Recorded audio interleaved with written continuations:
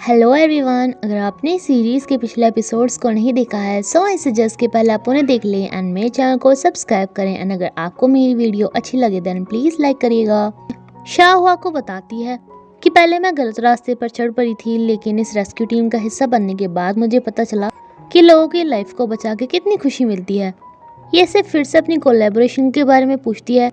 हुआ कहती है कि मैं तब मानूंगी जब 30% प्रॉफिट मेरा हो। तो शाह बोल देती है कि 30 नहीं, मैं तुम्हारे 60% रखूंगी। देन इनके बीच में कोलैबोरेशन हो जाती है।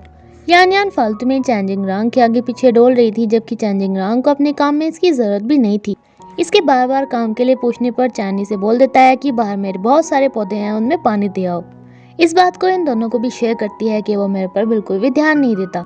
हुआ ईशिर दोनों इसे समझाती हैं कि हमें कोई ऐसा ढूंढना चाहिए जो कि हमें लाइक करे, लेकिन यान उल्टा ही समझती है कि ठीक है, मैं अब और ज़्यादा एफर्ट्स लगाऊंगी जिससे कि चैन मुझे लाइक करे। हुआन शाओ का काफ़ी अच्छे से रेस्क्यू की प्रैक्टिस करते हैं। इसके बाद इन दोनों को ही सर्टिफिकेट्स मिल जाते हैं। मॉनिटर ने इसके लिए खाना बनाया था, लेकिन इसे पहले इसे ब्रश करके आना था, बट इसे तो पहले खाना खाना था। मॉनिटर कपड़े धोने के लिए जा रहा था, तभी इसे याद आता है नहीं एकदम से इसे रोकने के लिए भागती है, क्योंकि धोने वाले कपड़ों में इसके अंडरगारमेंट्स भी थे, लेकिन छुपाने की जगह ये और उजागर हो जाते हैं। 我自己洗就可以了。 वो ऑफिशियली अनाउंस करती है कि शाओ की कंपनी के साथ कोलैबोरेट कर रही है। यान ने चैंजिंग रांग के लिए आज बहुत सारी डिशेस बनाई थी, जो इसे खाने में तो ठीक ठाक ही लग रही थी, लेकिन जब इसे पता चलता है कि सारी डिश का मटेरियल वही है जो चैंजिंग रांग अपनी रिसर्च करने के लिए पता नहीं कहाँ से लेके आया था, तो ऐसे यान पे बहुत गुस्सा आता है कि तुमने उस इम्पोर्टेंट कुकुम्बर को भी मार दिया, तुम एक खूनी हो। एंड ये रोते सारी डिशेस लेके चला जाता है, जिसमें इसकी रिसर्च वाली सब्जियां थी। वो अपने भाई को बताती है कि रेस्क्यू टीम में शामिल होने के बाद मुझे एहसास हुआ कि मैं वहीं के लिए बनाई हूँ, ना कि ये कंपनी संभालने के लिए। यानी कि जो भाई बहन पहले कंपनी को का प्रेसिडेंट बनने के लिए लड़ रहे थे, वो इस बात पे लड़ रहे थे कि तुम ये ले लो, तुम ये ले लो। हुआ तो कहता है कि ठीक है, लेकिन पहले मेरी मदद करो ये शेर को शादी के लिए प्रपोज करने में, क्योंकि मुझे डर है कि वो ना कर दे। अब ये सभी इसे अलग अलग तरीके बताते हैं। एक कहते हैं कि जैसे कि तुम कंपनी के प्रेसिडेंट हो तो पूरे एटीट्यूड में जाके उससे शादी के लिए प्रपोज करना, उसे ज्वेलरीज गिफ्ट करना। लेकिन हुआदो को पता था कि ऐसे तो वो बिल्कुल भी नहीं मानेगी। हुआ एडवाइस देती है कि इशीर को गुंडों पे से पकड़वा लेना चाहिए एंड देन वहाँ पे हुआदो आएगा बिल्कुल हीरो वाली एंट्री करके, जो उन सबकी पिटाई करेगा। लेकिन हुआदो को याद आता है कि इशीर तो टाइक्वांडो की चैंपियन है। चैंजिंग रांग एडवाइस देता है कि जैसे इशीर एक गाँव से है तो तुम्हें उसे वहीं पे ले जाके पुराने स्टाइल वाले कपड़े पहन के उसे प्रपोज करना चाहिए। लेकिन ये आइडिया भी हुआदो को अच्छा नहीं लगता। यानी कि इतने बड़े साइंटिस्ट, एक कंपनी की प्रेसिडेंट एंड 4 रेस्क्यू टीम में काम करने वाले भी इसकी कोई हेल्प नहीं कर रहे थे। नाउ मॉनिटर एडवाइस देता है कि तुम दोनों कई साल से एक साथ हो, लेकिन तुमने उसे कभी भी सेंस ऑफ सिक्योरिटी नहीं दी। तुमने सबसे बात छुपा रखी है कि वो तुम्हारी गर्लफ्रेंड है, इसलिए तुम्हें उसे सबके सामने शादी के लिए प्रपोज करना चाहिए। ये आइडिया बेस्ट था। हुआ रो के ईशिर को बुलाती है कि मेरा मॉनिटर के साथ ब्रेकअप हो गया। ये मॉनिटर को उसके सामने बहुत सारी गालियाँ सुना रही थी, जो कि इसे अपने बारे में सुनी नहीं जा रही थी। इसीलिए ये तो यहाँ से चला जाता है प्रपोजल की तैयारियां करने। ये शीट तो कंपनी में हुआ से मिलने पहुंच ही गई थी, लेकिन साथ में शाओ भी आ गई थी। ये भी इससे बात करने लिफ्ट में आ जाता है। ये इससे पूछती है कि तुम यहाँ पे क्या कर रहे होते। बताता है कि हम सब यहाँ पे हुआ दो के प्रपोजल के लिए इकट्ठा हुए हैं। वैसे अच्छा हुआ तुम्हारी शादी टूट गई, क्योंकि वो तुम्हें लाइक नहीं करता था। शाह कहते कि मैं भी नहीं करती थी, और तुम मुझे बताओ कि जैसे मैं पहले अच्छी नहीं थी तो क्या तुम्हें बात बुरी लगती है। हाँ, शाह कहता है कि मुझे तो तुम पहले भी बहुत ज़्यादा अच्छी लगती थी। शाह कहती है कि तुमसे पहले मुझे किसी ने इतनी ज़्यादा केयर नहीं दिखाई या ना ही लड़की की तरह किसी ने ट्रीट किया। तो ये कहता है कि बट मैं करता हूँ। 而且是很性感的女人。 ये दोनों यहाँ पे किस करने ही वाले थे कि लिफ्ट एकदम से खराब हो जाती है, क्योंकि लाइट चली गई थी, जो कि भगाई गई थी हुआदो के प्रपोजल के लिए। कंपनी के सभी लोग यहाँ पे इकट्ठा हो जाते हैं। हुआदो कहता है कि मुझे तुमसे पहली नज़र में प्यार हो गया था। तुम्हारे लिए मैंने खाना बनाना सीखा। मुझे एनिमल्स बिल्कुल भी नहीं पसंद थे, बट तुम्हारे लिए मैंने उनके साथ भी कोऑपरेट किया। 谢谢你这么支持我，这么理解我。今天所有人都在。 नाउ ये इसे शादी के लिए प्रपोज करता है एंड ये भी ऑफ कोर्स इसे हाँ ही बोलती है। इनकी सेलिब्रेशन के बाद दुआ को पता चलता है कि शाओ एंड हाओशुई लिफ्ट में फंस चुके हैं, और हाओशाओ तो एक रेस्क्यू मैन था ही। तो ये शाओ को अपने ऊपर चढ़ के यहाँ से निकलने को बोलता है। काफ़ी मुश्किल से खड़ा हो पाता है, जिसके बाद शाओ बाहर निकल जाती है एंड इस थोड़ी सी जगह में से ये भी बाहर आ जाता है।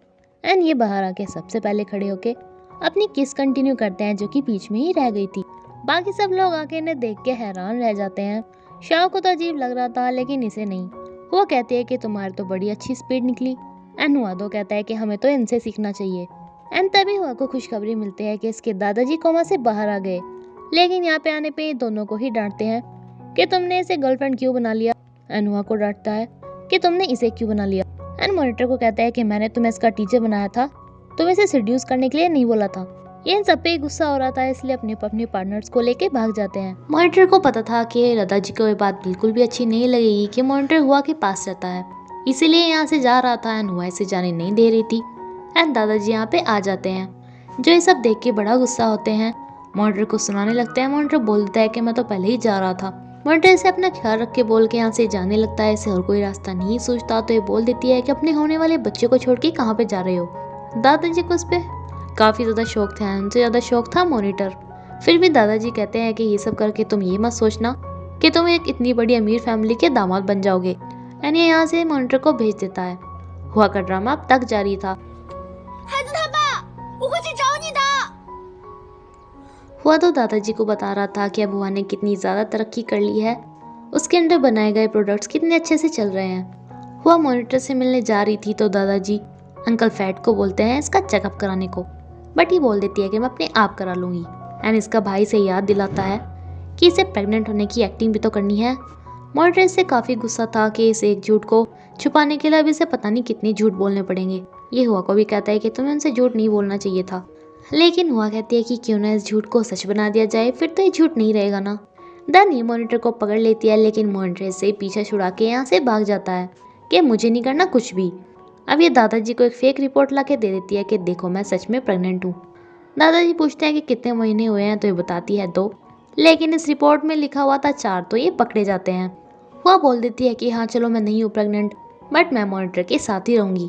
दादाजी कहते हैं कि आइडिया किसका था, तो मॉनिटर अपने नाम ले लेता है। एंड दादाजी को बताता है कि ये सब झूठ था, मैं वहाँ से बहुत ज़्यादा प्यार करता हूँ, उसकी बहुत ज़्यादा रिस्पेक्ट करता हूँ, तो हमने कोई भी लाइन क्रॉस नहीं की है। एंड जब तक आप नहीं मानेंगे मैं इसके पास भी नहीं आऊँगा।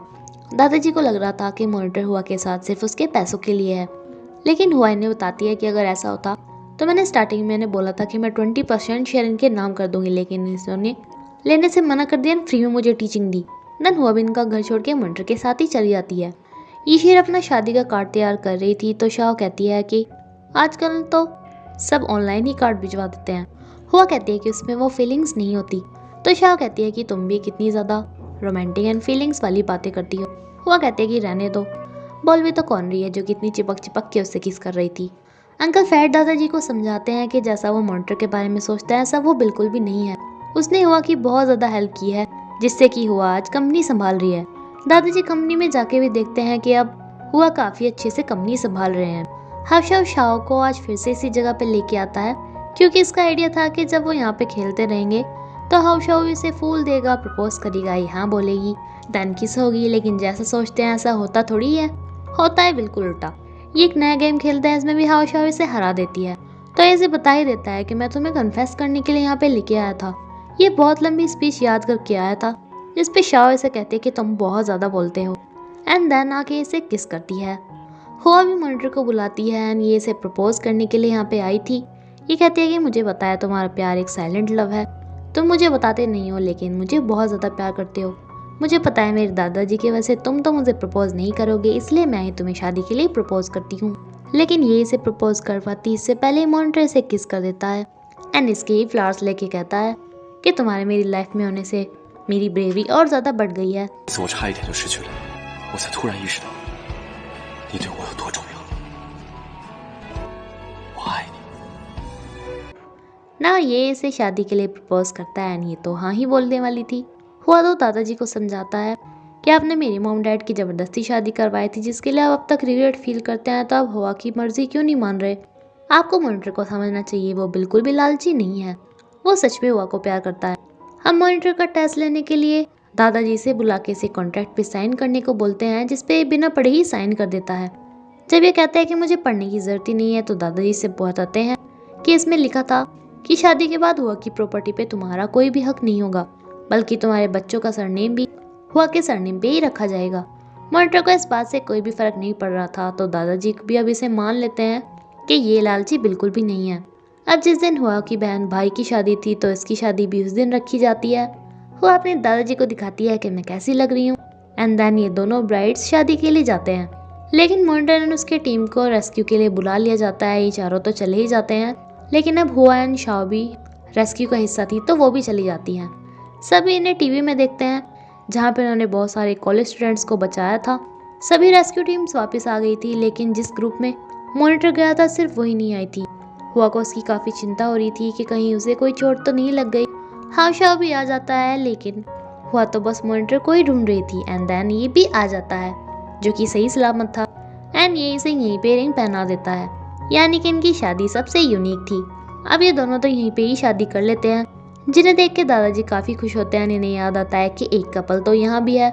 सो अब इन दोनों की भी शादी होती है, एंड इस एपिसोड के साथ ही सीरीज यहीं पे ख़त्म होती है। फ्रेंड्स, प्लीज़ मुझे कमेंट करके बताना कि आपको ये सीरीज़ कैसे लगी। वैसे मुझे बहुत ज़्यादा अच्छी लगी थी। Thank you.